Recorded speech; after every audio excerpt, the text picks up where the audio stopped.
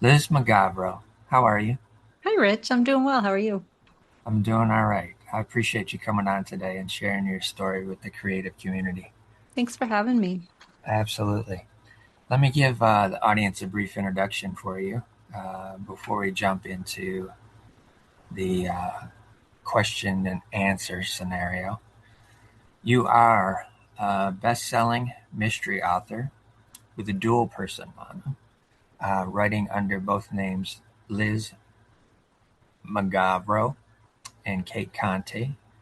You have published three successful cozy mystery series with major publishing houses, two with Kensington Books, and one via St. Martin's Press.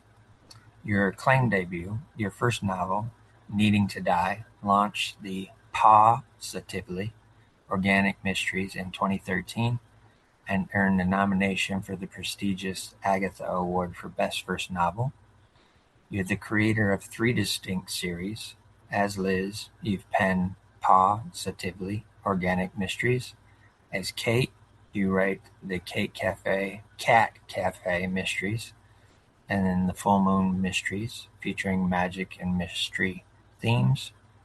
You're a writing coach, where you coach fellow creatives, guiding writers to prioritize their craft, build structure, and bring their stories to life with a charming woo-woo touch, as you describe it. Lifelong passion turned purpose. A storyteller since childhood, you've overcome societal doubts to transform your dream into reality, now inspiring artists and others to do the same. That's very fascinating. Thank you. It sounds pretty good when you say it all together like that. That's what I get from every guest is that, wow, that sounds so amazing. And they Is it don't me? realize all the things that they've done. Yeah, exactly. Yeah. Exactly. So let's go back in time and we'll start off with my only structured question, which is where were you born and what was life like as a kid for Liz? Yeah. Oh, geez. So I was born in Massachusetts and in a town called Lawrence. People might know it if they are from around here. Um, I grew up in the Methuen area, which is near the New Hampshire line up in Massachusetts. And, my parents were both teachers and we just were kind of normal. I mean, I say normal tongue in cheek, but we were kind of normal for that time, I guess. I had a little brother. He's 7 years younger than me, so I had a pretty solo childhood for the first 7 years, which was kind of cool. And then he came along and ruined it all. So, but I get yeah. it. What type of teachers were they? So my Parents. dad taught math, which is hilarious because I can barely add without using my fingers. Okay. And my mother taught reading to children with reading disorders. Okay. All right. Interesting. How about grandparents? Were your grandparents very much involved in your early childhood? Yeah, I was super close to my mother's parents. My grandfather on her side was a detective, and I always credit him with my love for crime. So Okay. I think that's where I started to get really fascinated by it. Not that he would tell me that much because I was pretty young when he retired, but he, he had stories and he did share some of them. And he was a wonderful storyteller. And I think, he was a verbal storyteller, but I think it's where I got my love for storytelling as well. Um, and then my father's parents, I wasn't as close with them, but they were around. Okay. Yeah. Um, Grandmother on your mom's side, did she have any creative flowing through her? Not that I know of. My grandmother was an interesting woman. She had a lot of issues as a child, I think. She had a tough family life that she, carried with her whole life. Yeah. Was never quite able to let that go. And she, I don't know, I think she just wasn't a very happy person. And she didn't allow herself to enjoy life as much as she probably could have. Yeah. I get that. I had a grandmother on my father's side that was kind of like that, similarly. Um, she had quite a bit of I would say rough Southern upbringing in terms of not a whole lot of income flowing through and that type of thing. So I get it. During that time frame, there's a lot of scenarios in society and in family Yeah. that there was a whole lot of lack going on. Yeah. So, I think she lost her mom early and she had to raise her, a lot of her brothers and sisters herself. oh She was one of the wow, oldest. She yeah, wasn't the oldest, but she was one of the oldest. And her father was not a nice person and an alcoholic and, all the things. right, So, yeah. yeah, I get it. 7 years difference between you and your brother. Mm. I completely understand what that's like. I have a younger sister that's 9 years younger. Wow. So, Yeah.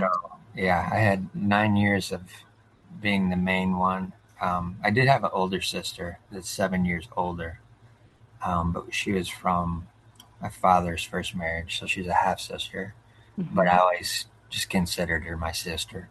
Yeah. I always wanted to hang out with her and look up to her, all that kind of stuff. But Yeah. she was always lived with her mom in Tennessee, where both of our families are from, sides of our family are from. And so I didn't really get to see her a whole lot growing up, mostly just through vacations and holidays and stuff like that. But Yeah. it always felt like I was getting to see my sister for a long period of time. Mm. It's always exciting for me. Yeah. With being that single kid for so long, were you one of the kids who would veer towards the back of the classroom uh, in elementary, or did you want to be a little bit more of the attention grabber? No, I wanted to hide. I didn't want I didn't want to ever have anyone call on me. Yeah, If I could have just sat in the corner and read a book the whole time, that would have made me very happy. nice. So the interaction was very minimal and only what was required. Yeah, Yeah, for sure. I think a lot of creatives have that sense of wanting to just not be seen because they have so much going on in our minds all the time Yeah. that it's interesting to navigate through that. Did you have many friends in elementary school that were ones that you were close to that you connected with really well with? I did. I made my best friend for my whole elementary school years in kindergarten, and we were together through fifth grade. Then we went to separate schools, and then after that, we kind of drifted apart a little bit. But yeah, we met in kindergarten, and we connected right away. She had really pretty long hair. I just remember noticing like I really loved her hair, Yeah. and so that was like a conversation starter. And yeah, Okay. we used to just hang out all the time. How about any extracurricular activities like music or sports or anything like that as a kid? So I took Oh, it's really funny, actually. I was just writing about this for my own podcast because I had a dancer on my show. She's also a writer, but she's a dancer. And I was like, I wonder if I'll have anything to talk to this woman about because as a kid, I got kicked out of dance class for just being bad, I guess. Really? So, yeah, I went to back then it was like ballet, tap, jazz. You took all three or whatever, Yeah. and I don't even know why I wanted to do it. It doesn't sound like something I would have probably gravitated towards, but for some reason I did it. And then my mother loved to tell the story. I don't really have a memory of this, but my mother loved to tell the story that the teacher told her not to waste her money. And so I did not go back to dance. So, Wow, that's pretty harsh. right? That's So really after harsh. that, I went to take piano lessons, which I did for like 10 years. I started when I was five or something. Okay. And then, yeah, I practiced into high school. Do you still play it all? I don't, and I keep thinking I want to go back to it. When I left, when I stopped doing it, it was kind of because it had become it wasn't fun anymore. My mother made it not fun. Like she made Right. it like if you don't practice for this amount of, time, then you're grounded, all that stuff. And Yeah. so it lost its fun. And then she changed my teacher.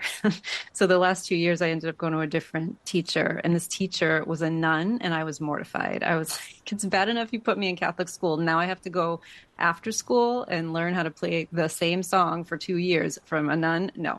And so I basically said, if you don't let me quit, something bad's going to happen to this nun. Oh, wow. Yeah. So, Wow.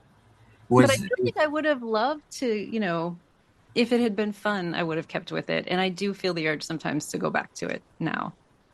well, I think at this point you could be a little bit more free and creative. Yeah. Yeah. Was the Catholic school all girls? Hmm.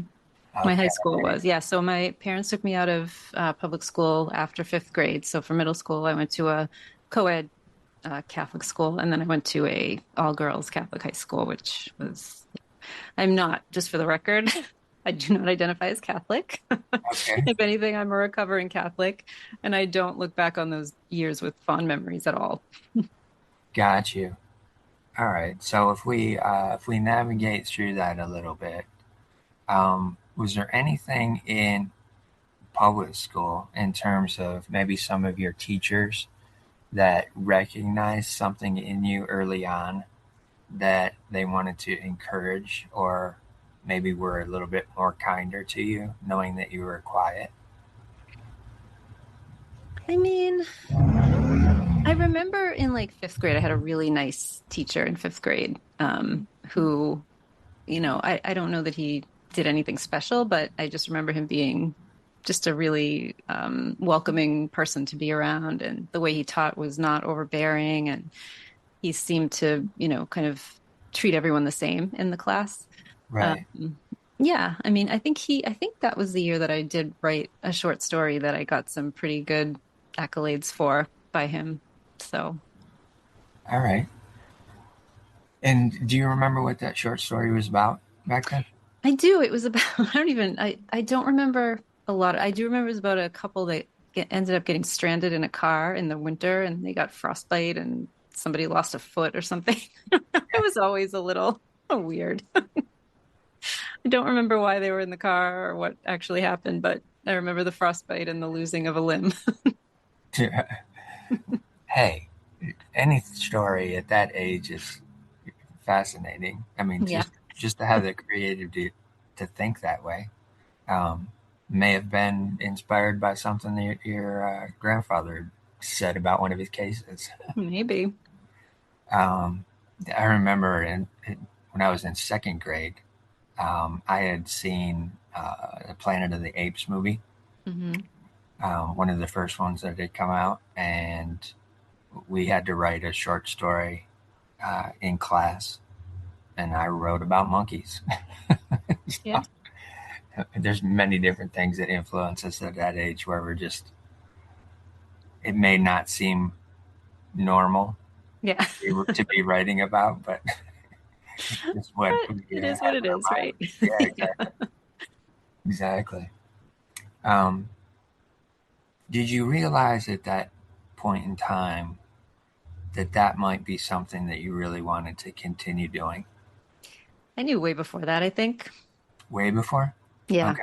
How Yeah, far? I was How much so farther back? as long as I can remember, I loved books so much. So one of the benefits of being an only child for 7 years was that I had all my mother's attention. And, back then, um, it was typical for mothers to put aside their careers and stay home with the kids, right? So she had stopped teaching while I was young and she stayed home. So every morning we would get up and she would read me books until my father got up and she had to go deal with him. And I remember being so annoyed when he would get up. I'm like, she's going to stop reading to me now? Like, what the hell? Right? Right? But I loved books. And then, as soon as I could read them on my own, I just would devour them. And then she had this old typewriter, and I used to sit at her desk and take her books and type chapters out to see what it felt like to write chapters. Because I don't know, I just always knew I was going to be a writer. Really? Yeah. That's fascinating. And at what age were you when you started doing the typing? Well, probably, I don't know. I was probably like, it was after my brother was around. So 8, 9, Okay. 10. Yeah. Yeah, yeah. It's interesting from the perspective of, I would imagine it was more of a manual typewriter Yeah. at that point in time, not Hmm. electric, right? Yeah, not electric, no. Okay. So even that process is very, it has to be very methodical Mm. to do that. Yeah. Yeah, that's fascinating. Interested in writing and also typing. Yeah. Have you ever thought that you may have done this before? No, I actually didn't. No? All right. That's cool.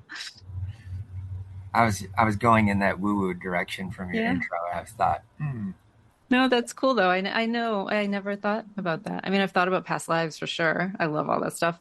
But yeah, and I usually think of it like, oh, well, what bad thing happened to me in the past, right? That made me this way. I never thought about like the good part. That maybe I'm a writer. right, true. We usually do go to the all the bad things like, what did I do before? Oh my Yeah. gosh. Was I burned at the stake? Like what happened? Yeah, yeah, exactly. All right. If we're moving into junior high, you're getting pivoted out of public school into Catholic school, but yet it's co-ed. Yeah. Was that a huge um, kind of hit to your social norm that you were used to at that point in elementary? I mean, it wasn't so much, I think. I don't know that I would say it was a hit to my social norm. I don't think I really knew what a social norm was back then. I Okay. had a few friends in grammar school that I liked and hung out with and whatever, but I was just really angry that I was going to a Catholic school. Like I didn't buy into my parents' religion from a very young age. Okay. They didn't have a good reason for wanting me to go there, except that if I had stayed in public school, that I would either become a drug addict or sell drugs. I have no idea why they were obsessed with drugs because I've never touched drugs in my life. But like they Okay. were like, no, you'll be a drug addict if you go to public school. So the whole thing was just bizarre. Um, but I think it was more about they wanted to kind of maintain control for as long as possible, and they thought if I got sucked into the religion thing, that that could be a good way to do it. Right. Right. Yeah, I get it. I get it. Did any of your classmates from elementary end up going to the same school or no? Did you have to No, make all I new just, friends? yeah, no, I made all new friends. Oh man, Yeah. I can imagine that added to that anger. Yeah. I mean, I usually didn't have trouble making friends. It wasn't that I had more of a problem believing that I had very low self-esteem. So I made friends easily, but I never really believed that people actually liked me. Like I thought I had to keep earning the friendship for some Okay. reason. Yeah. And that is something that's followed me through my life. Hmm. Yeah. Interesting. Was that is that based off of a specific instance or scenario that you can remember of where you felt you needed to earn something in order to get some attention? Yeah. I'm going to be one of those people who goes back to my, mother issues. But Okay. But no, I've been doing a lot of I mean, I've been doing a lot of work my whole life on myself, but over the past couple of years I have really learned a lot about the way I grew up and why I am the way I am. And Hmm. I ended up in a 12-step program for codependency, which I Okay. realized I learned from my mother is I never knew kind of why she was the way she was. I've come to understand that she's very codependent. And I just learned all these behaviors from her that are now like Gotcha. ingrained in me that I have to work really hard to get rid of. Yeah. Understandable. Completely understandable. And also too, the the structure of the private school on top of that is like an additional Yeah. control system and mechanism that gets Hmm. put in place. I understand that very well. I ended up having to go to a private Christian school in fourth grade after going to public school up until then, which was for me it was really nice because the school that I attended was only 3 houses away from where we lived. So I was able to just walk up the street and go to school every morning, and after school just come right home. Um, and I was able to, make some friends. I was a quiet kid too, but I was able to make some friends who felt like good friends at that age. Being in third grade, that's not. We don't really know what a true good friend is, but felt they were people that we could see every day and we could talk to and interact with. Um, and then, yeah, having to switch schools. I did know a few of the people that were going to be at that school just because of, my parents going to church and that kind of thing. I would see them there, but I was leaving my friends that I would see every day. So that was definitely a difficult scenario. So I understand how that is having to Yeah. transfer in. Um, did you make some new friends at this co-ed phase of your life that may have carried again into high school, I did being actually. only girls in the high school? I did. Yeah. I made a few good friends that I still to this day actually see. And I'm not somebody Right. who gets, I don't like reunions. I don't like going back to that. But I do have a couple of girlfriends from, um, one of them's actually from, I met her in sixth grade when I transferred. And then the other one I met in my first year of high school. And we still are friends to this day. Okay. Yeah. Nice. Did um, did high school, in terms of it being all girls school, did it allow for any of that writing to kind of expand and grow, or was it mainly structured to your basic courses?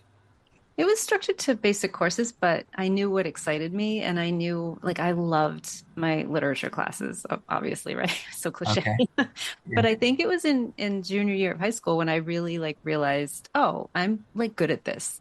So I had this teacher. I talk about this lady all the time. Her name was Sister Virginia. She was Okay. horrible. Like she was horrible.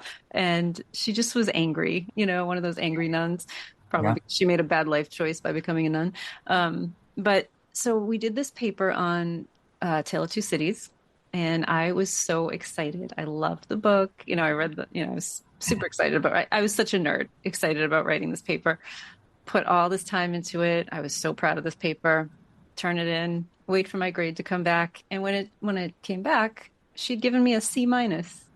And I was like, the fuck? It was so and usually, like, I was quiet and I didn't like to rock the boat. I was afraid of getting in trouble, all the things. But I was like, no.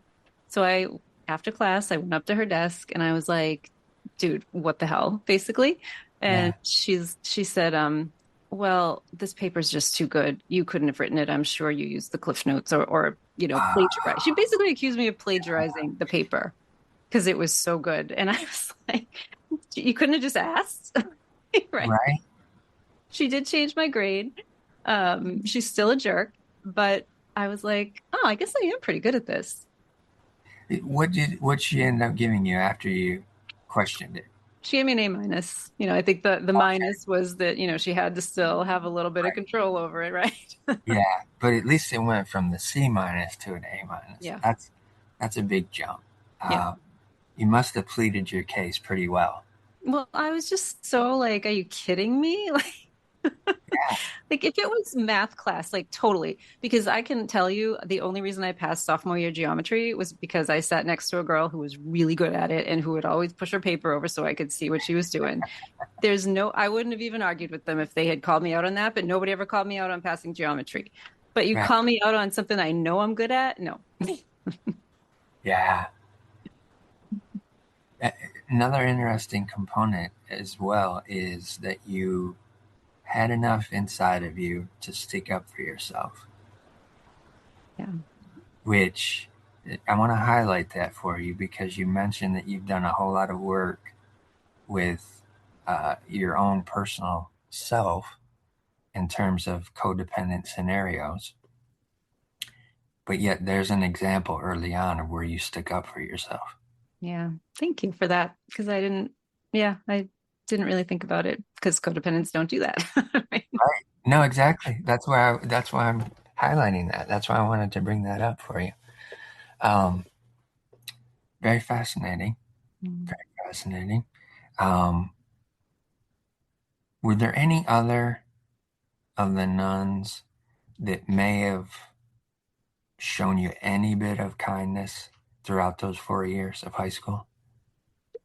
There was another one that was nice. Her name is Sister Sue, and she used to she it sounds kind of weird, and maybe it was, I don't know, I never went, but she used to have some of the students over for like sleepovers and she would like play music, and do like, so some of my friends would go and they always said it was like amazing. I was never interested in spending more time with nuns than I had to, so I never did, but she Yeah, was really nice to everyone pretty much. So she was fine.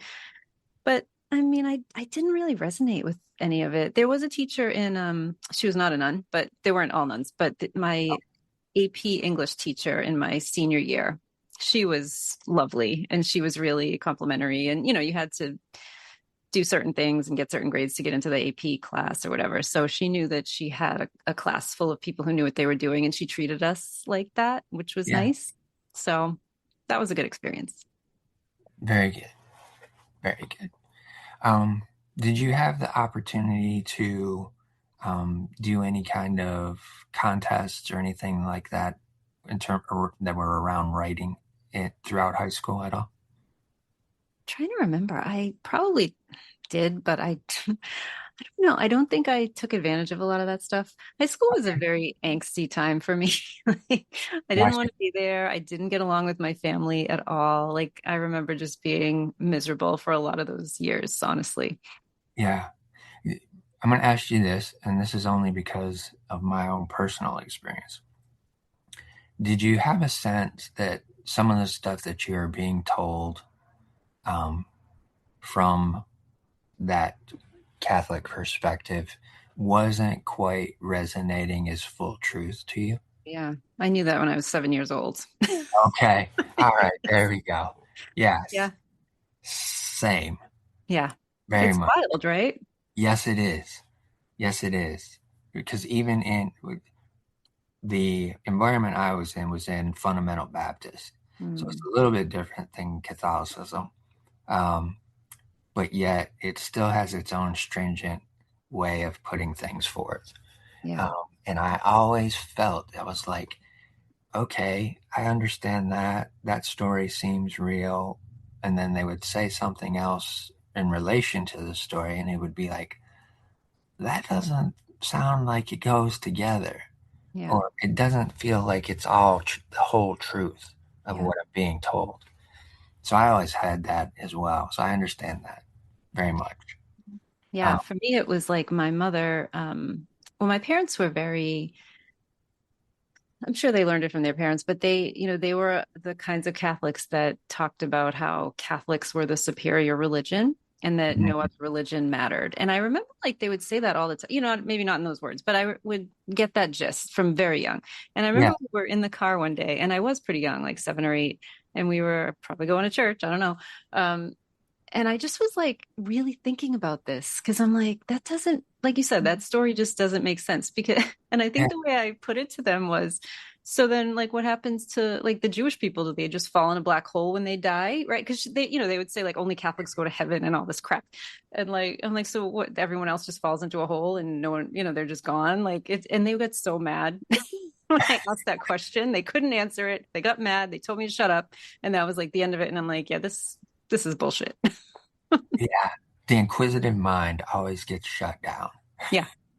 Yeah, but then also a lot of it for me too was the hypocrisy, which I'm sure you've seen too, right? My mother, church every day. I'm this wonderful mother, and then she would first of all treat me like a piece of shit, but then she would, I would see her. She'd come out of church, she'd get in the car, and somebody from another race would cut her off, and she would have a choice thing to say about that with a not nice name, and I'm like, that doesn't really go with what you're just telling me you learned in church. Right? Yeah, exactly. Exactly. It, it's always disappointing Yeah. from my perspective when I encounter other individuals that have experienced religious upbringings Um, and it's always felt um, incomplete for them in terms of what they were hearing, what they were being told, and the way that they were told they had to act. But yet, there would be plenty of examples of where it was contradictory within those environments.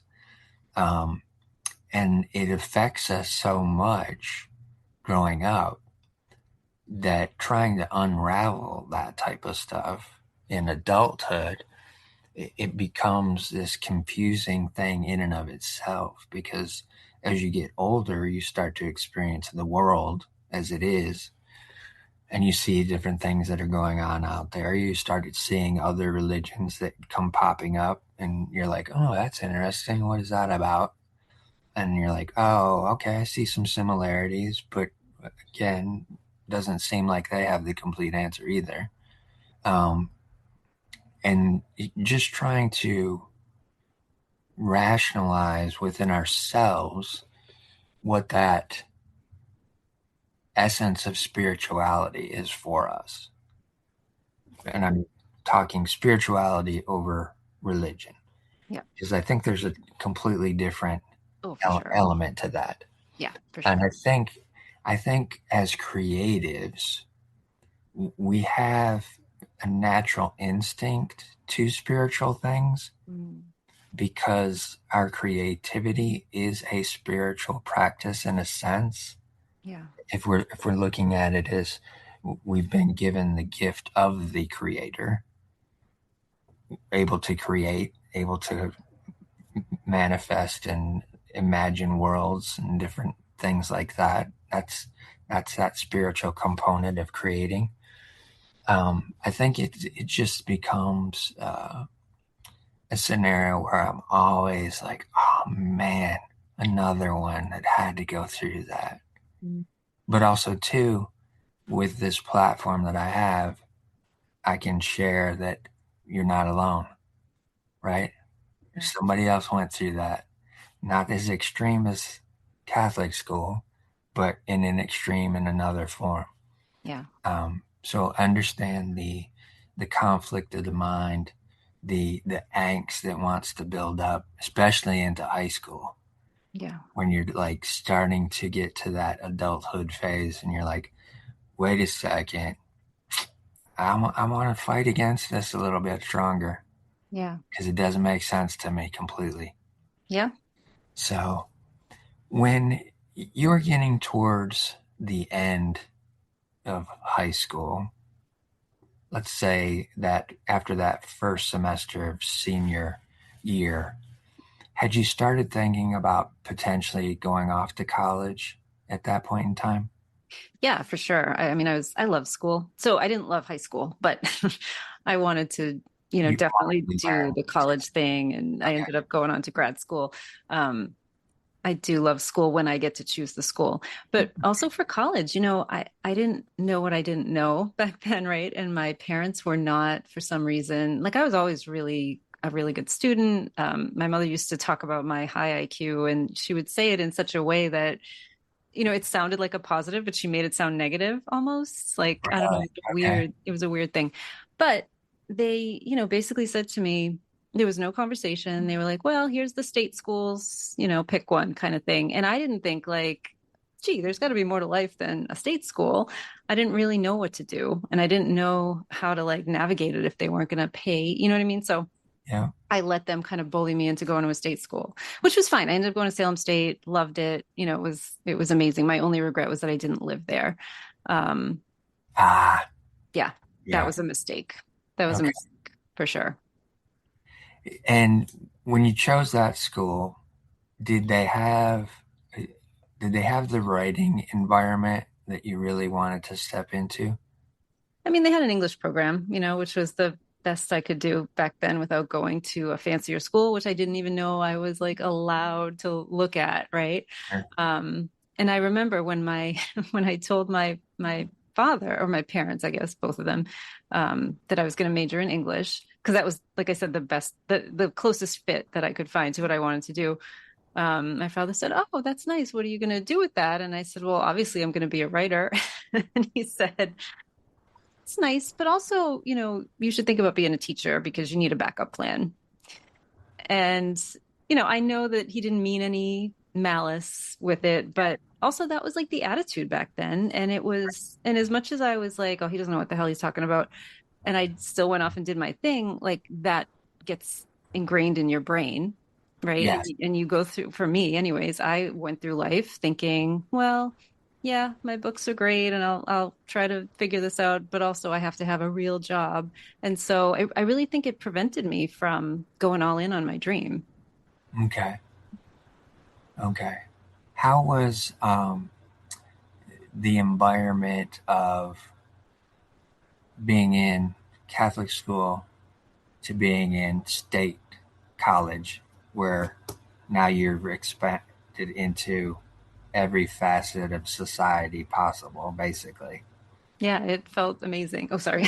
No, that's all right. That's all right to jump in. If it felt amazing, let's explore that a little more. Can you describe some of the first instances where you were like, oh, now this is the thing that I've been looking for? Yeah, I mean, I just met all different kinds of people from everywhere, and I got to take classes that I could pick for the most part, right? I mean, there were certain things you had to take or whatever, but I got to pick the ones that looked interesting to me. Right, I got to have conversations with people about literature. Like I always had craved that.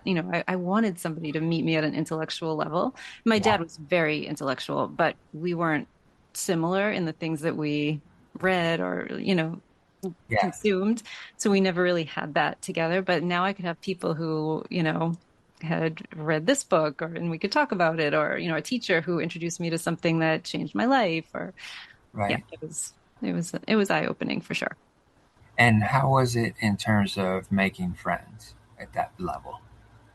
Yeah, I made friends. Like I never really had an issue making friends. Again, the only thing I can say that I wish I had done differently, besides living there, um, was I always was rushing in and out. I was commuting. I did have a friend, so she lived in my town, but I didn't meet her until I met her at school.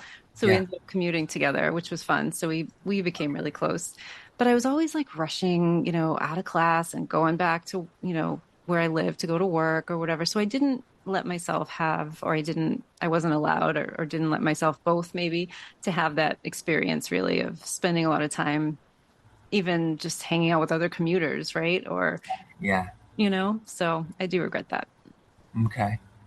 With the type of work that you were having to do to help fund your schooling, was it anything that you were really interested in, or was it just a job to get some money? Yeah, no, I worked at a grocery store. So, Okay. yeah. All right. And were you a cashier or?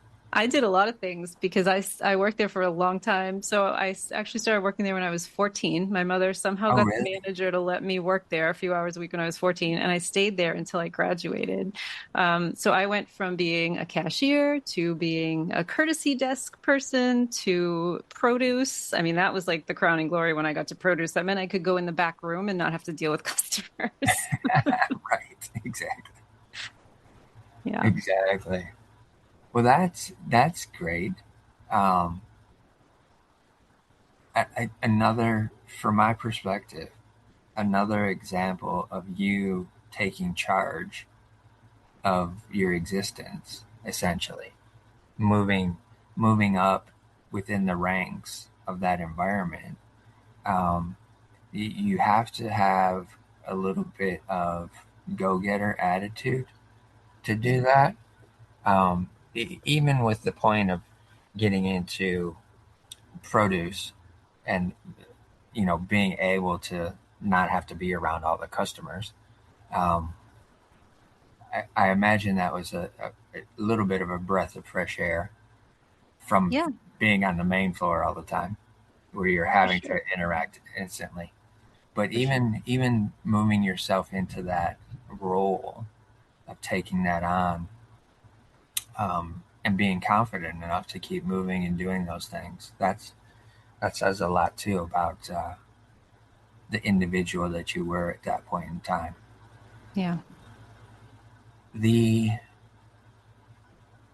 strategy moving through to the later years of college and getting towards that time of when you're about to graduate and having to decide and focus more on what you're really going to do once you cross that stage and get the diploma. Had you thought any further? Were you only still thinking, oh man, I'm probably going to have to go teach? No, I knew I was never going to teach. I didn't really know how it was going to play out, but I knew I was never going to teach like Okay. like a classroom setting. I shouldn't say that because I do teach a class now, but it's an online class. My Yeah. parents actually meant like go in a classroom and teach that way, which I have all the Correct. respect in the world for teachers, but it was never my thing. Like I never had that desire to do that. I don't even like kids, to be honest. I really don't. So I was That's like, nah. another interesting thing. All right. I'm making note of that. Yeah. So no, but I kind of, funny when you talk about the work thing, like I had one goal when I was in college. I mean, aside from doing well and in getting my diploma, um, my goal was to make enough money to get the hell out of my house because I was still living there. Right. And Yeah. so I ended up doing, I moved out my first year. I moved in with a friend. That didn't work out so well. I ended up moving back home. So I had a couple of years of moving out, moving back, moving out, moving back. And then Okay. there was one year or one semester that I actually went part-time because I was trying to just work to save up to move. So I don't think I did myself any favors by doing it that way, but I really just felt so trapped in still Yeah. being at home that I was like, all right, I got to get out of here. That's the biggest issue to deal with right now. Um, Sure. and then of course I ended up meeting the wrong person and um, I moved in with this guy when I was still in college. And I had a full-time job at that point. I was working nights. I mean, I was working during the day, going to school at night to finish my degree, whatever. And then, yeah, I stayed at the job I was at. It wasn't a job related to anything. It wasn't the grocery store, but it was like an office job. It wasn't related to anything I wanted to do. But Okay. again, it was comfortable and codependence like comfort. And Yeah. so I made decent money there and I was like, all right, this is good for right now. And then I did start writing when I was doing like writing books because I was going to grad school also. And I did start kind of dabbling in writing, but as far as like actual job, I wasn't doing anything related to what I wanted to do. And of course, I married the wrong person. And that was a shit show for a few years until I got out of that. But in the middle of all that, I got my grad degree. I wrote my first novel as my thesis for my grad school diploma. Okay. And then I decided that I was going to start writing crime fiction. So I went down that path. Got you. And at that point, was your grandfather, was he still around, even if he may not have been doing the detective work at that point? He passed away the summer before I started grad school. Okay. Hmm. Yeah. Yeah, I imagine that was a difficult experience, especially if that was where a lot of your inspiration, creative inspiration, would come from. It was. I mean, and it was also difficult because my mother kind of threw a we were still close, my grandfather and I, but my mother had kind of thrown a wrench in our relationship too because she knew we were close and Okay. she had a little bit of a grudge against me for how I had gone about things. And so yeah, it was it was what it was, but he and I were still very close. Okay. Okay. With this first novel that you're writing, the concept of it, did that just come to you out of your own creativity, or was there something that you were basing it off of that gave you the inspiration to step into it? You mean my thesis novel or my Yeah. real? Okay, yeah, my thesis novel was very bad. It should never come out of the school library where it lives. But it actually it was more of a women's fiction. I wasn't really sure what I was doing at that point. So, but I think I knew the path that my marriage was on. And I ended up Okay. writing my first novel about a domestic violence victim. And so yeah, but it was pretty bad. In I mean, terms it was of, complete though. I mean, it was a 300-page novel. It fit the okay. bill. Got me my degree. So yeah. Yeah, I was about to say it had to be somewhat good in order for you to get out of school with it. Would I want anyone to read it now? Probably not. Well, hey, there's always the opportunity to go back and rewrite, Yeah. potentially, if that, you know, comes across your mind. I think that's the beauty of part of creation that we all do as, artists, writers, musicians, even dancers or other fields, fashion, those early things that we create, if we hold on to them as, portfolio pieces, or just because, yeah, that was the first thing that you created, so you want to hang on to it. Mm. um, I think we can always look back at that and be inspired to, you know change it, take it further than we did, um, different things like that. um, And I don't think a lot of us look back at those things and feel that they're worthy to, be expanded upon it a lot of times. Yeah. I know for myself, like uh, one of the first garments I ever designed was a goalkeeper's jersey because I played soccer. Hmm. And at that point in time, uh, I couldn't afford to buy a real keeper's jersey. Hmm. So I designed it, drew it up the way I wanted to. Um, my mom took me to this store and we picked out a pattern that would kind of look like what I had drawn up so we could at least adapt the pattern. And then she was skilled enough at sewing that we were able to, alter that pattern and make what I had drawn up. Cool. Um, and as I look back at it now, because I still have it, there's all kinds of things that I would do differently now, Yeah. knowing what I know about technology and different functionality with clothing and different things like that. So yeah, I mean, there's always opportunity there to expand on something, that's because I don't feel that an original creation from the beginning is just a throwaway piece, Yeah. right? Yeah. I think it has its purpose at that point in time. And who knows? I mean, there may be even nuggets in there if you went back and read it again to where you're like, oh, wow, that's hitting me different now because you're at a different stage in life, right? Yeah. But Yeah. man, I do think about those characters sometimes. And actually, I was cleaning out my office not too long ago, and I found some old notes okay, from that book, which I was like, where did these even come from? And just the little snippets, I did kind of look at some of the snippets and go, oh, that's not too bad. right, right. Oh, yeah. Of course, it couldn't have been too bad. You graduated around that. Um, Within this relationship that didn't really function the way that it should have for you, did you have writing during that time as an outlet for yourself, Hmm. in terms of journaling or different things like that? So it's funny, during that period of time, I didn't really journal. I mean, I was in school during a lot of that. So I did do, I was writing short stories. I was writing this novel. Right. I had all kinds of school work type things to write. I didn't journal a lot back then. And looking back, I think it's because I knew that if I did, it would be read. And I Yeah. didn't want to take that chance. Smart. Very smart. Again, another highlight of point to where you as the individual was controlling your own internal self. You had control over that Yeah. and you were protecting that.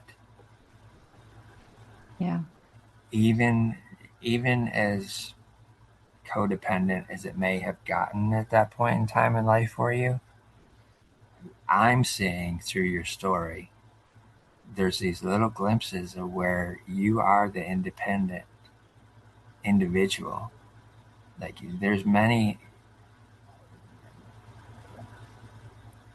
people who do not have that kind of experience and go through that type of relationship scenario, that have that internal being part of their soul that kind of intuitively says, no, I'm not going to be controlled this way, or I'm going to protect myself in this way by not doing this or not doing that. Different things. Like a lot of times when you fall into that, because I know at one point in time I was in a relationship where it was potentially going in that direction, and finally realized after not recognizing who I was as a creative person, because I was almost doing nothing creative towards the end of it, did I realize that, wait a second, I'm losing myself.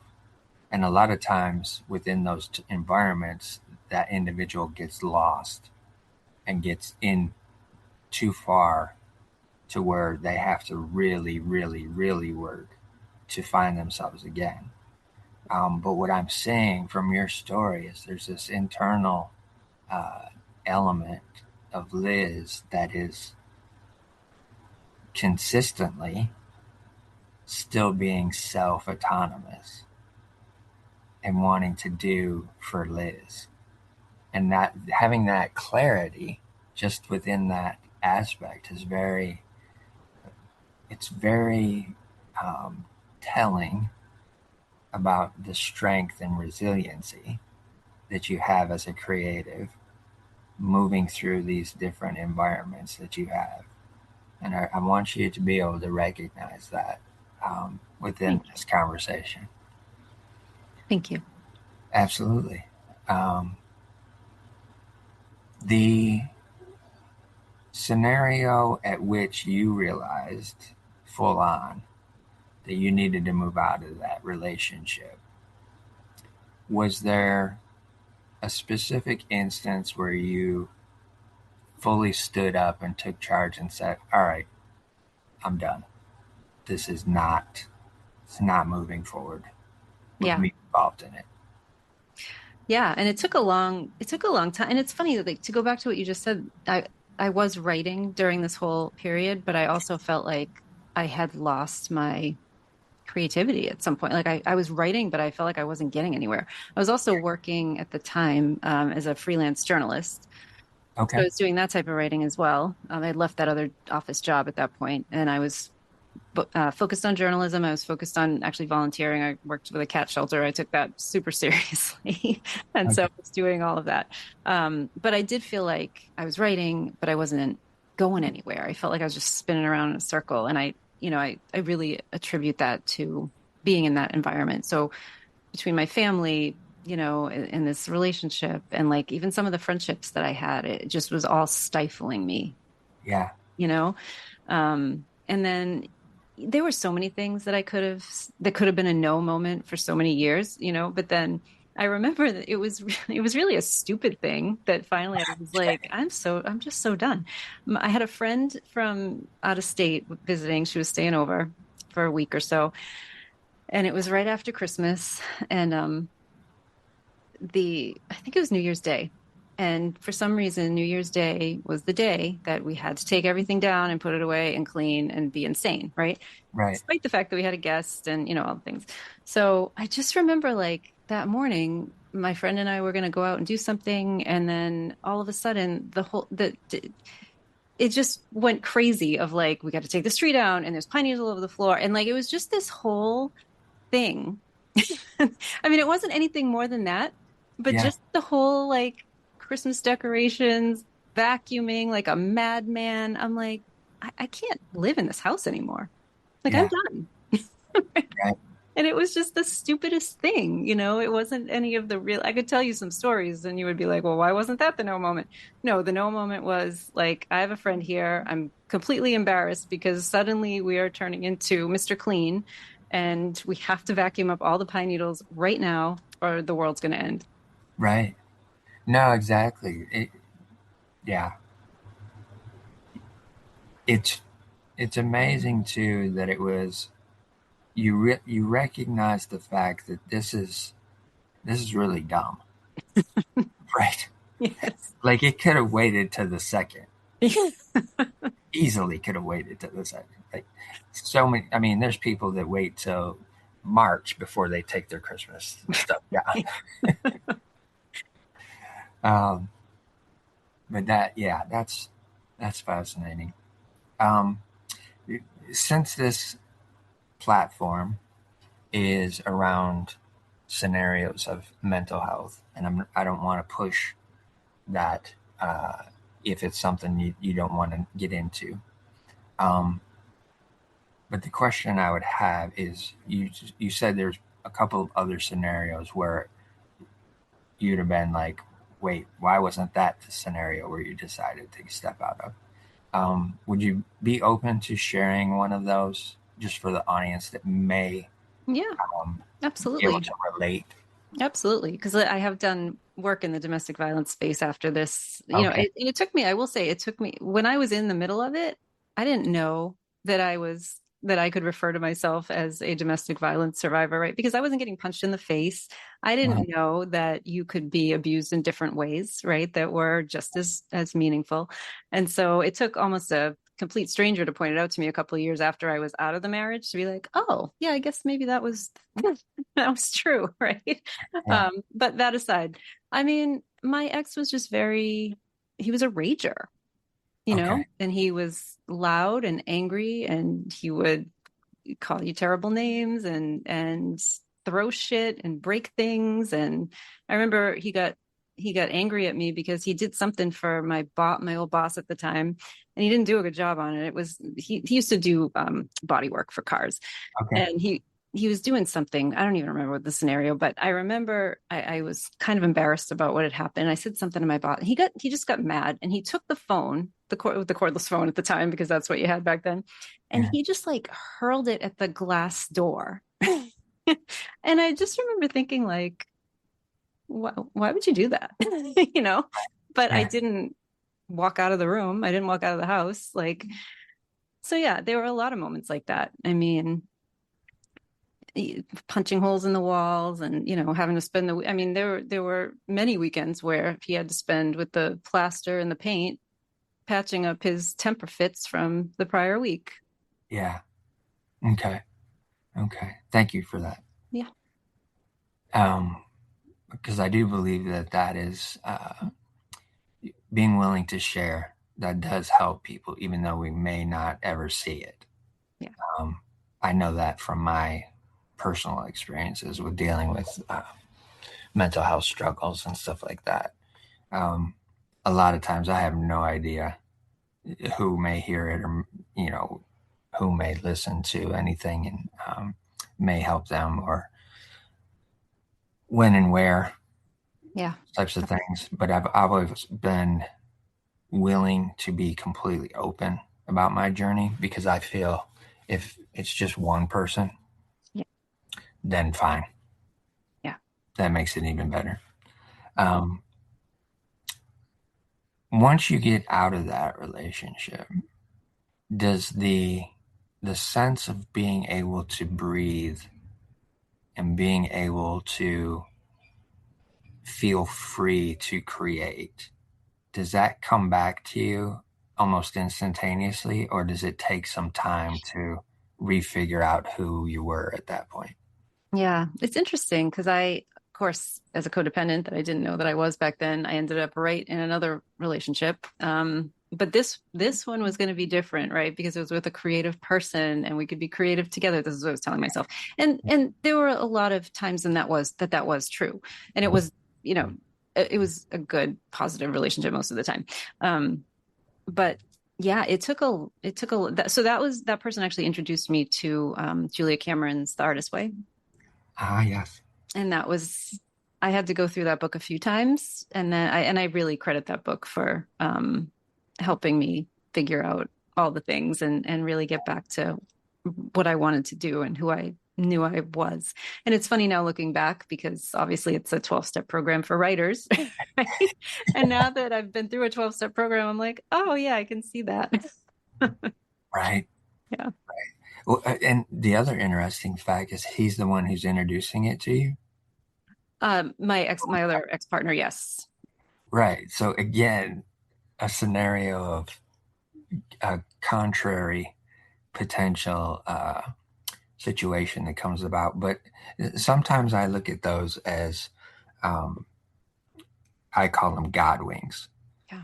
Those little moments where something takes place that just moves you in a different direction. But even though it's coming from probably the most obscure resource that you Yeah. would think would be doing that, um, it ends up being the thing that is the trajectory changer. Yeah. Very interesting. Um, and I commend you too for going through that book a few times. I have it. I have the workbook. I have not been able to get through it. It's hard. It's a lot. It is a lot. Yeah. Yeah, it's a lot when you start to, if you try to focus on every single aspect of it, um, it becomes overwhelming real fast.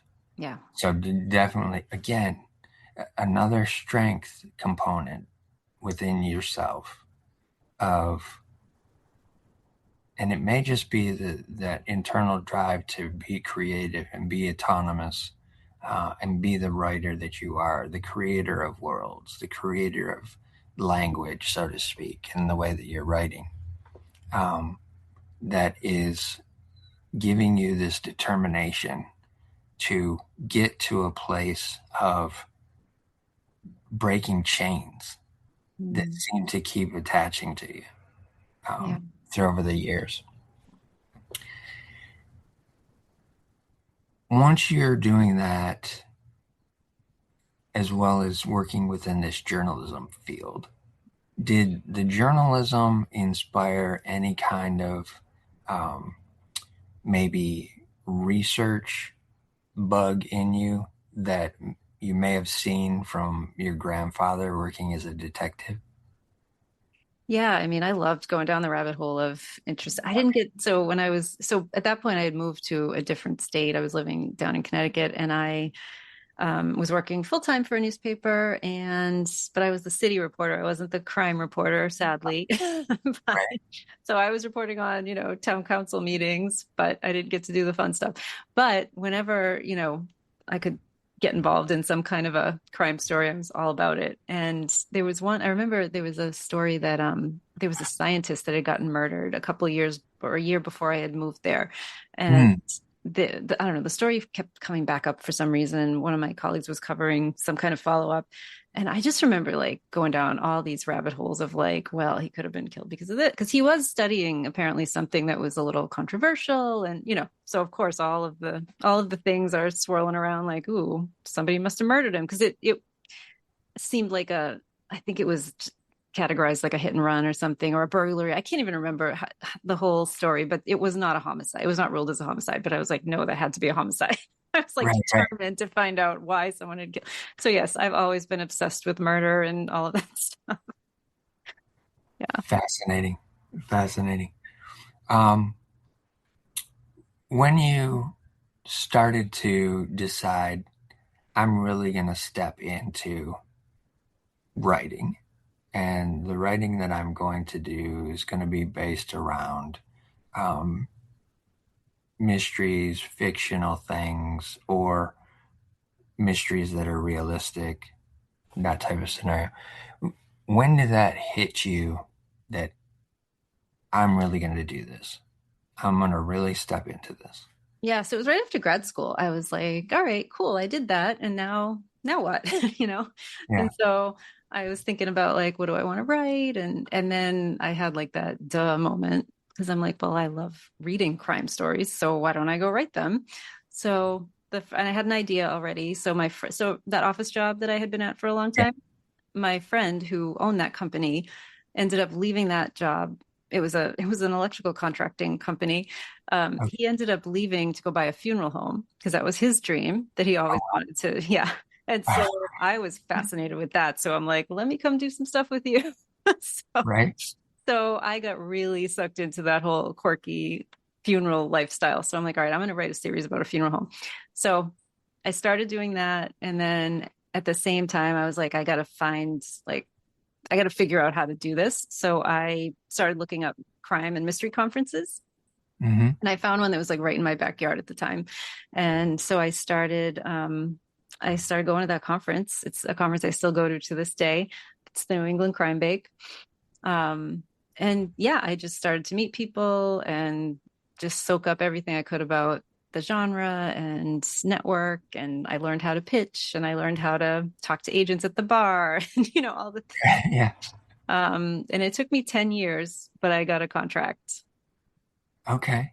Interesting. How long did you work at the funeral? So I just kind of dabbled. So I would go up so I started like, I was living in Connecticut, and I started coming up on weekends to do like bookkeeping.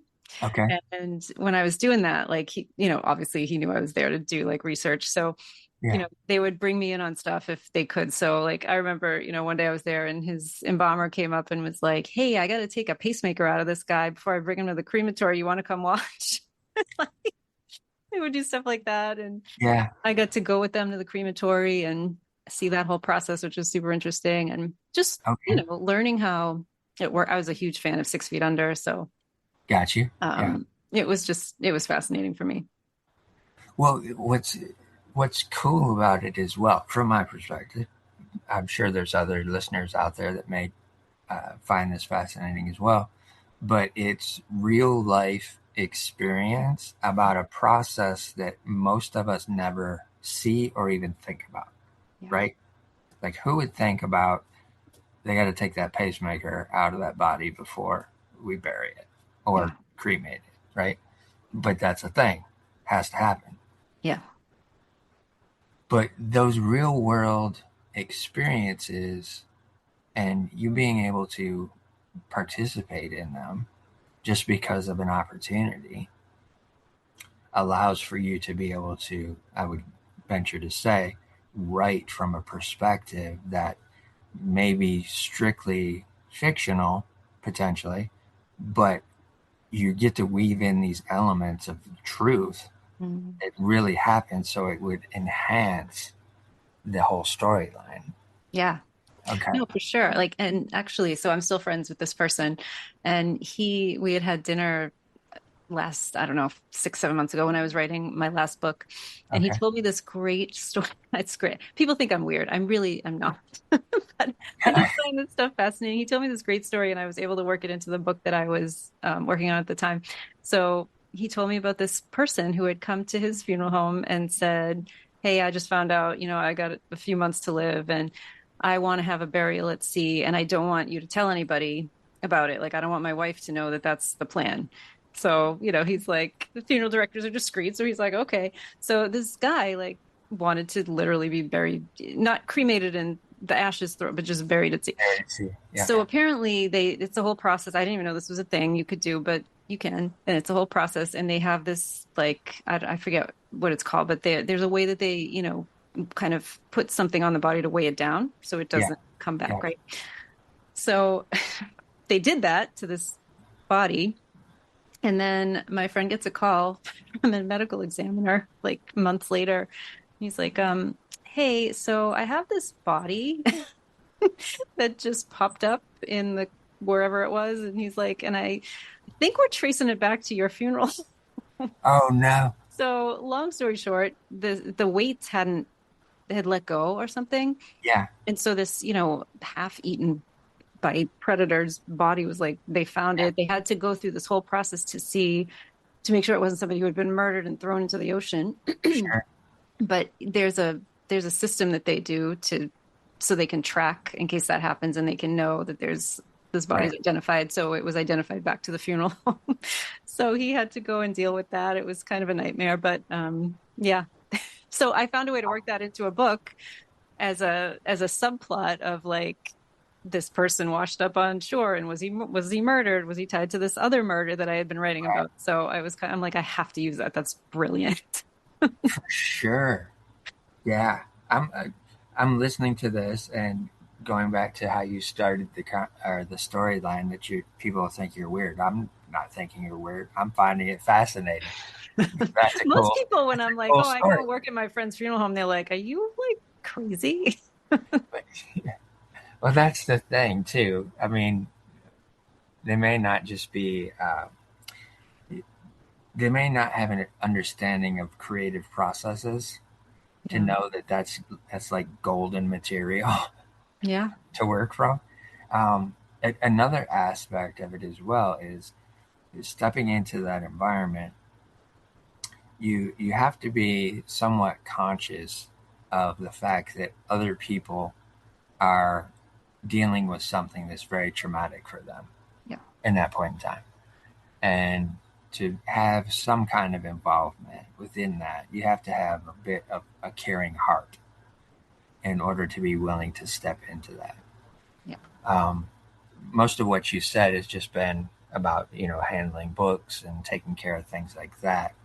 Um, but where my head went when you were talking about the guy wanted to be buried at sea, I'm thinking, oh, well, that's a lot of times what happens to sailors. Yeah. They're just buried at sea, and that's just part of the process. Um, so I didn't find it odd that he was asking to have that done. The odd part for me was, oh, he didn't want anybody else to know about it. It's like, all right, so are you going to have an empty casket sitting up there in front? Is that what's going to happen? Yeah, there was a yeah, that was a weird part of the story. And then he had to tell the wife, that and she It's didn't know. shown up And so again. she was like, oh, it's just like him. I guess when he finally got to tell her, she's like, yeah, it's just like him. Don't worry about it. Let's go have a beer kind of thing. Yeah, But yeah, it is interesting because I love the stories because it's not even just about the things like that happen, but it's just the people and how they are and just the nuance of character that I steal relentlessly from things like that. yeah. I mean, it's just rich material, Yeah. like, and you're able to see that as an asset, not just as information that's going to go in one ear and out the other. Yeah. You hear it, you see it, and you're like, oh, mental note. Let me put that over here in this file. Yeah. Um, with that, one of the things that you mentioned a little bit earlier that kind of just got glazed over a little bit was that you worked at a vet. Was it a veterinary hospital or a vet No. with cats? Oh, I no, I did I worked in an animal shelter. Animal shelter. Yeah. Got it. Okay. So working in that environment, I'm imagining again, in order to do that, you have to have a very kind heart to step into that because you're going to see a Yeah. um, lot of uh, instances where there's neglect potentially taking place. Mhm. How did that impact you during that period of time working in that environment? Did you find it um, joyful and rewarding? Did you find it as inspirational of maybe taking mental notes to write about later? Or was it just the joy of working with animals? No, it was all of the above because I mean, animals are my passion. Like I love animals. You can see one of my rescue dogs behind. Yeah. Um, love animals, and I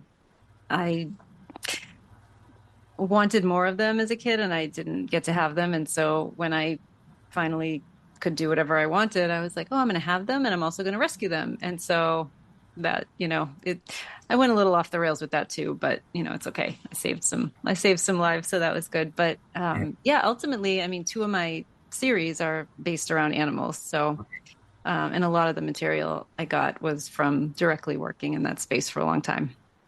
Got you. Yeah. When did you decide that you needed to come up with another pen name for your writing? Yeah, so that wasn't my decision. So I actually never thought that I would publish under my real name because, as you learned at the beginning of this podcast, it's very hard to say.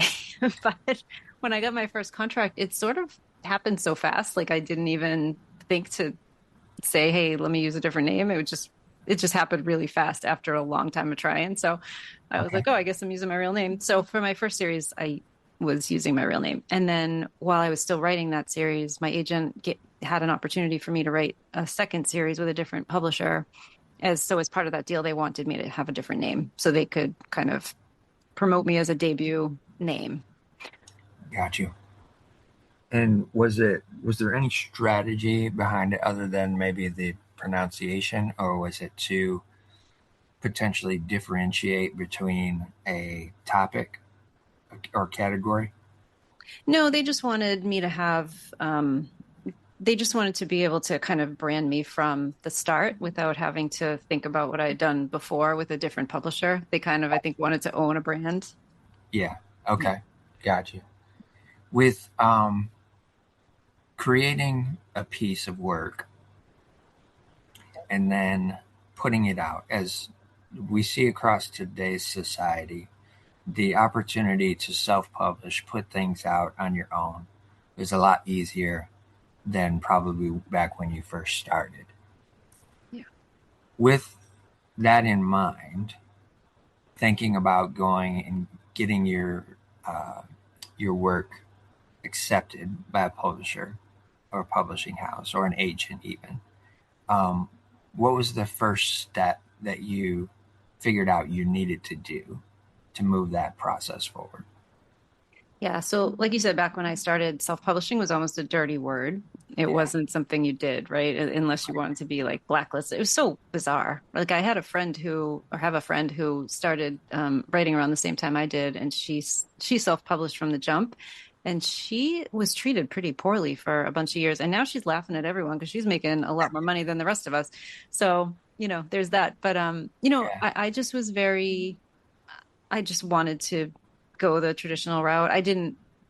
Um I didn't think there was another option at the time, I mean, that seemed like the option that would be the most, maybe it was just the most validating, right? Yeah. And so I just felt like that was what I had to do. And so yeah, that was part of the reason why I started going to conferences and, learning how to pitch myself and meet people and just getting to be in the same room with agents and editors and hearing from them what they were looking for and getting to go sit in a bar and have an actual conversation with them to know that they weren't, these really scary people. That was Right. part of it too. And yeah, just making those contacts that if you pitch them, or even if you just said, hey, I'm working on this, and they're like, oh, here's my card, send it to me when you're done. Like that's invaluable because then you always have that ability to write to them and say, hey, I met you at XYZ. You asked for this, even if it's a year later, and it's Right. all good. Yeah. Yeah, definitely. Another interesting scenario from my perspective is that little shy girl Mm, who would rather just be in the book is now having to pitch about the book. yeah. How did you get past the nerves of having to do that? Pitching sucks. Okay. And Yeah, 20 books in, I will continue to say pitching sucks. So for I sure. never wanted to do it. I always was like, hyperventilating on the spot. I have a really hard time selling myself. And so just figuring out how to even consolidate my idea into something that's not babbling, right? It was Yeah, hard for me. But no, I just was very like I had blinders on. I'm like, I need to do this. Like this is what I've always wanted to do, and I need to figure out how to get it done. And if I have to stand here in this line and get screamed at for my 3-minute pitch, then I guess that's what I'm doing today, you know?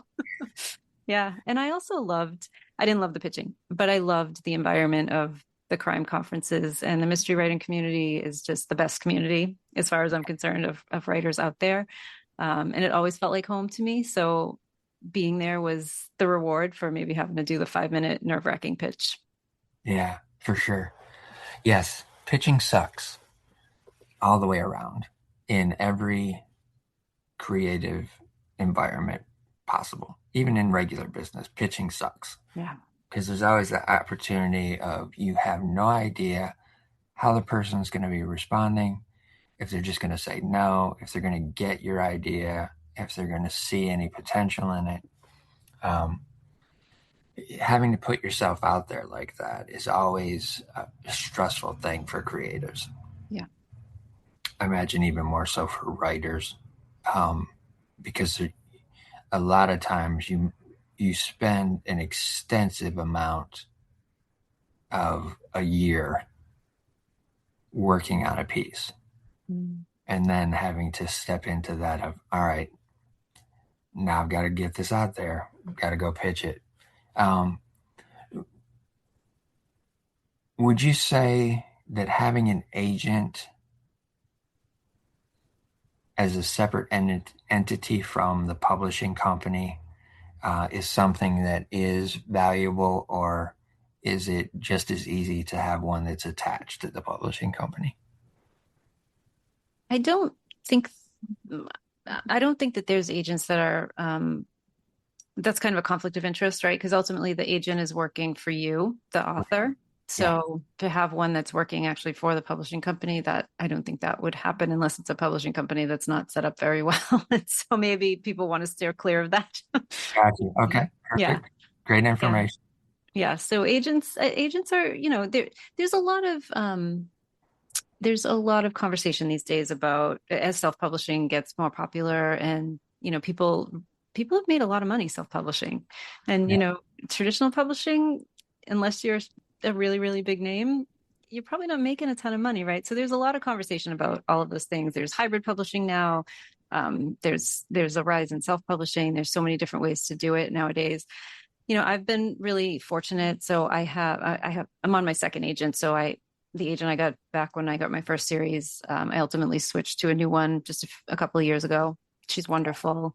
Um, and, I feel like it's important to have somebody who's kind of looking out for you, right? As yeah, Because, publishers are out there for themselves ultimately too. And, you have to, as an author, and this took me a long time to learn, you have to understand that this is a business. It's great that they want to publish your book. And, for those first few years, I was like, oh my God, thank you. You want to publish me, do whatever you want. Right. And that's not the way you go about it. right. You have to look at it as a business deal because it is. Yeah, for sure.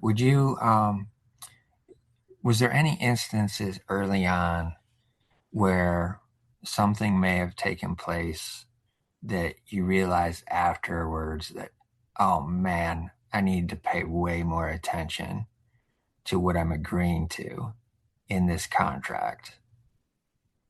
Yeah. I mean, nothing like major, but I did I did really start to realize that you got to pay attention to your royalty statements and you got to learn how to read them, which I've still not mastered.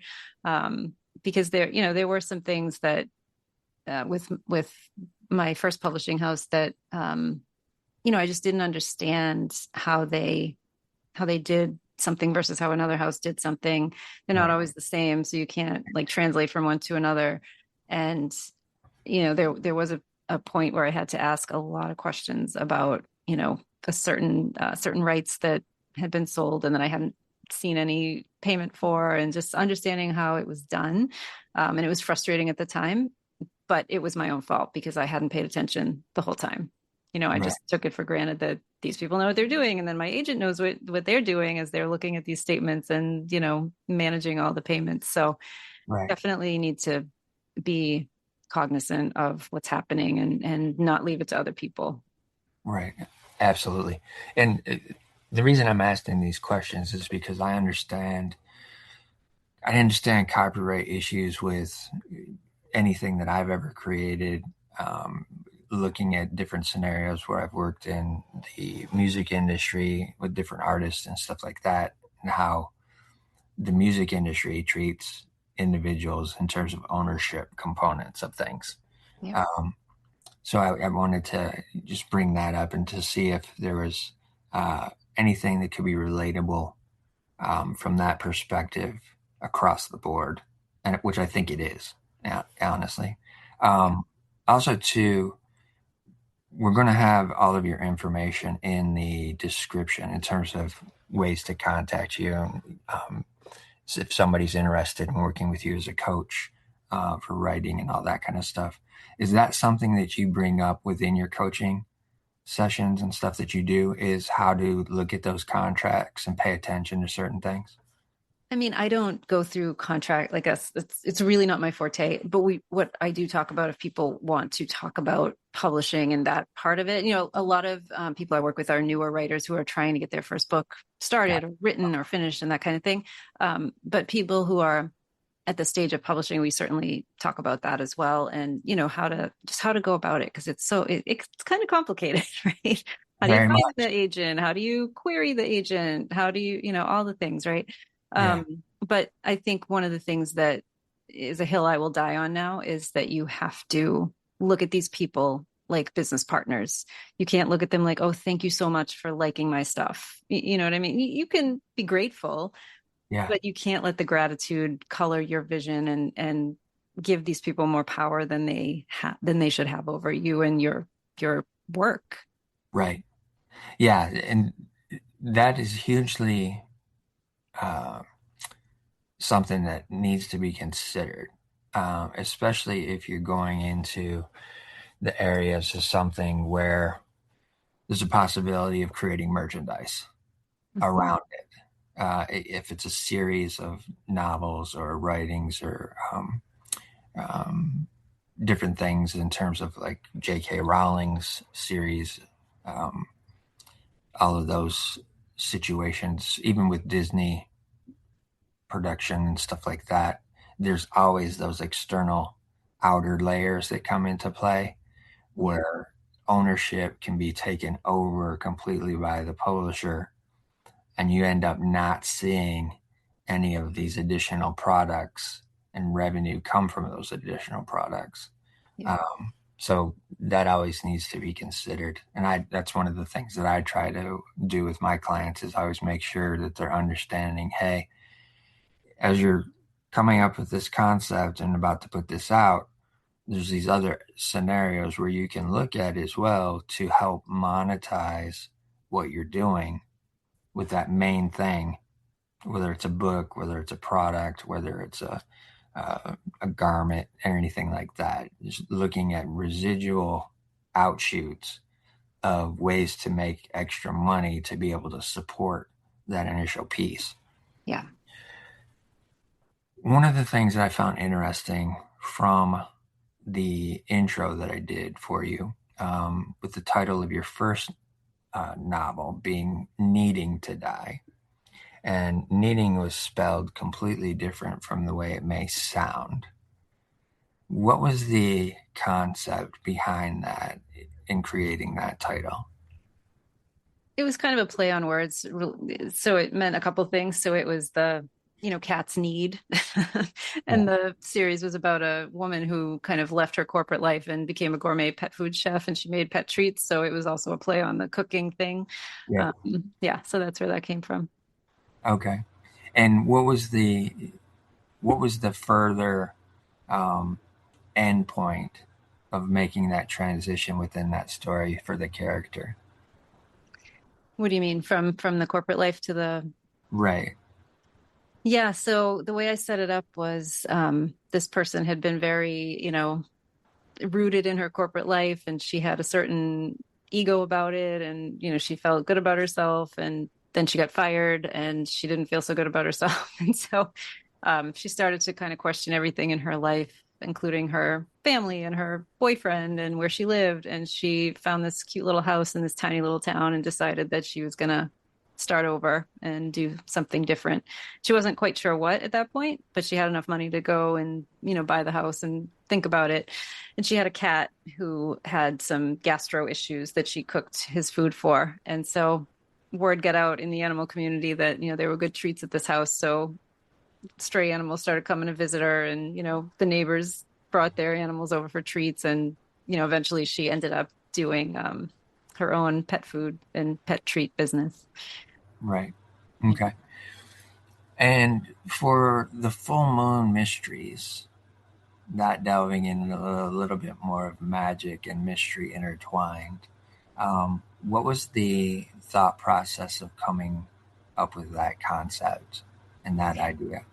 Yeah, my editor at the time, we were brainstorming a new series for me after the Positively Organic one ended, and he was like, and I said I would love to do something paranormal, and he said, "How about a modern day Bewitched?" And I was like, "Oh, that's perfect," because I love doing like mother-daughter, exploring mother-daughter relationships too, and Yeah, so yeah. yeah, that was a fun. I loved that series, and I really wish it had gone beyond 3 books. And I'm thinking about what to do with that, potentially on my own going forward because I don't feel like the story's complete. Um, Okay. but yeah, that was a fun series to write. And was the initial agreement just for 3 books? Is that how it's kind of got to a stall point?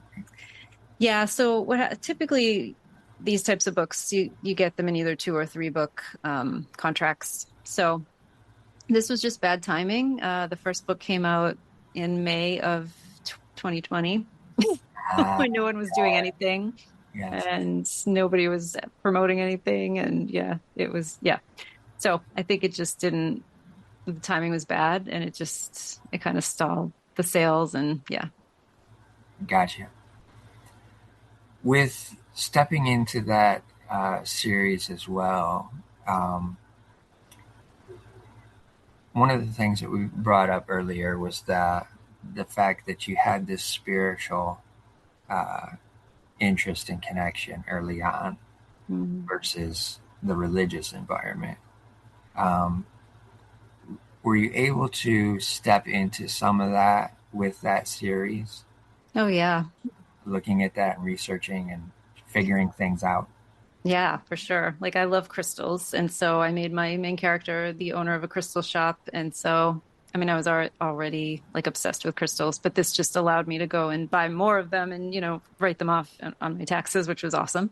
So, but yeah, and like the whole witch world, that was something that I love. I've always been fascinated by witches. I went to school, like I said, at Salem State, so I was around witches all the time, and yeah, just kind of creating a version of that that resonated with me. And I wanted to do something that had a little bit of political bent. So the world I created in the witch world was all around a family that was evil and a patriarchal family that was trying to Okay. take over and Yeah. remove all the matriarch witches from power. And so Yeah. at the time it felt like it was reflecting a little bit of what was going on. I didn't know how bad it was going to get, but um, it was really fun to write. And how does that, as you describe it, woo woo touch play into your coaching for others as well? Yeah, I love doing tarot and oracle. Like so in my membership especially, that's where we play a lot with the woo-woo stuff. So I have a bunch of co-writing sessions that I do in my membership for writers. And they always start with oracle or tarot card readings. And then once a month we call it the writer's seance, and we do it around a certain astrological event. That's so like we're doing one, I think it's next week with the other eclipse, the second eclipse of eclipse season. And so we'll spend some extra time doing some tarot and doing some cards and doing some prompts about whatever's going on astrologically. And then we'll get into our own writing. But I just find it helps people kind of get into that creative mode, right? If we do a little journal prompt that gets the juices flowing, then they can either continue with that or they can go work on their project. Right, right. Do you feel that stepping into and understanding those elements in terms of being able to look at things from a non structured religious format has allowed you to grow as an individual and help understand yourself better? Absolutely. Because there's so much possibility. I love just thinking about different ways of looking at the world and looking at, how we talked about past lives a little bit, Yeah, looking at how maybe that's a thing and just trying to tie all the pieces together. Because I've always been curious about life and, myself and why I am the way I am in certain ways. And I've always been on this quest to understand myself a little better. And I think those things are so much more, they, they allow you to do that so much better than following some dogma that just says, okay, well, you're here, you have to be miserable, then you die, and you're going to be happy forever in some heaven that we don't even know exists, right? Like it just doesn't have the same impact. yeah.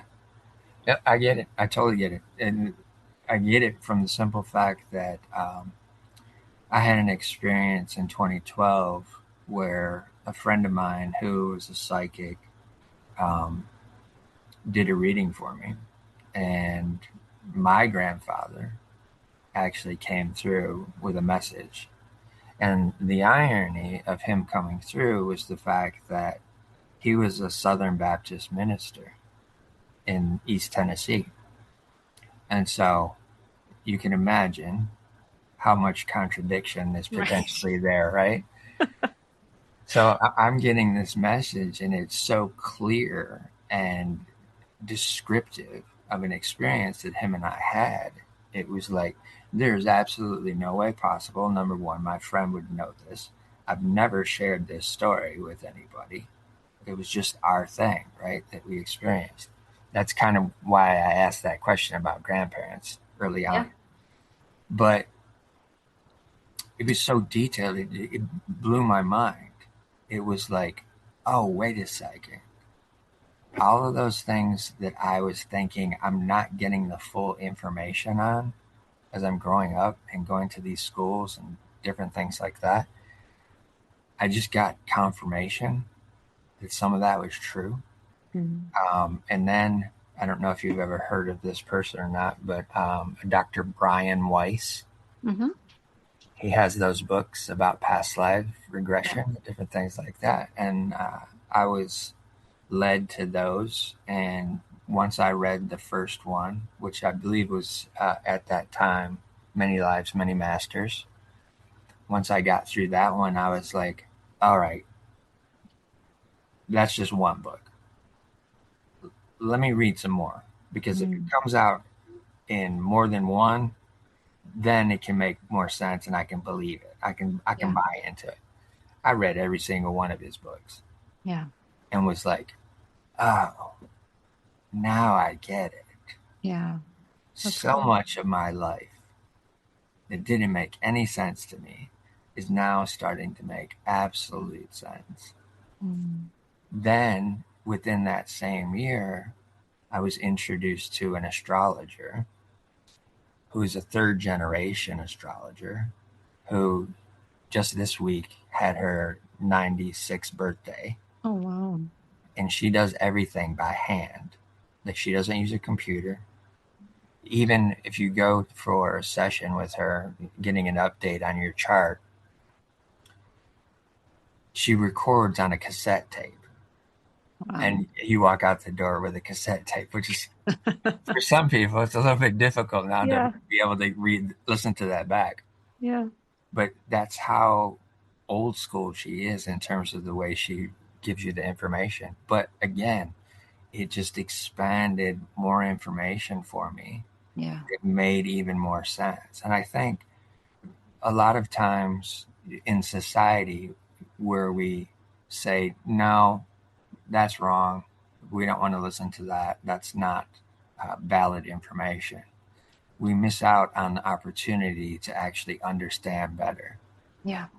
And that's where I find it very fascinating when I come across somebody like yourself who's using that terminology woo woo, because that's kind of how people have started to brand, spiritual conversation at this Yeah. point in time, so that it's palatable Yeah. for other people to get. Um, it, it makes for more enjoyable conversation for me because I understand and can talk about different things that you may experience as well that make Yeah. even more sense to the conversation based on that. So it's very fascinating for me. Yeah. Um, Very cool. with closing, as the storyteller that you are, and thinking about the possibilities of what you're going to do moving forward, are you focusing more on the coaching and helping others within a community? Or are you also thinking, yeah, I've got a few more books in me? Oh, I've got a lot more books than me. Okay, Yeah, I'm just getting started. Yeah, no, I have a lot of ideas going for books. I've got a couple more books in my series that I just contracted for, but I'm, also looking to write some books in a different, still mystery and crime, but a different genre than what I'm currently doing. And then yeah, just keep building up my business that I started just a couple of years ago, really, and have really only just recently started to be able to put a lot of time into it. So got you. And was that business as a result of the pandemic? No, I mean, I had started thinking about it before the pandemic. Like probably right before the pandemic. I had worked in corporate for a long time. I was over it. I really was over it, but Yeah. I didn't know how to exit it. And I still haven't completely exited it. I'm still doing consulting, but I'm not, actually an employee at this moment, which is lovely and gives me more time to work on other things. But no, I really started it because I felt like newer writers especially needed to have a community and somewhere where they could go to kind of translate the messages they were hearing, because I go to a lot of these conferences. I hear the conversations that are happening. I see when well-meaning agents and publishers talk to people about, oh, that'll never work or that won't sell, and I can just see how defeated that makes people. And I remember being that person, the eager-eyed person at the conference, like soaking up everything and believing everything everybody said because they had to know better.